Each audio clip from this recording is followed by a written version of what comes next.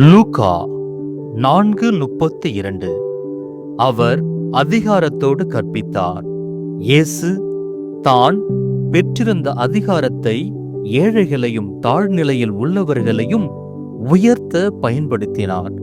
நாமும் ஒன்று, நமது எண்ணங்களை செயல்களை கட்டுப்படுத்தும் அதிகாரம் நம்மிடம்தான் உள்ளது என்று நம்புவோம்.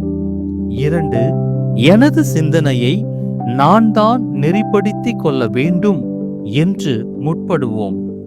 3, எனது செயல்கள் எப்படிப்பட்டதாக இருக்க வேண்டும் என்று தீர்மானிப்பது எனது கையில்தான் உள்ளது என்பதை உணர்ந்து செயல்படுவோம்.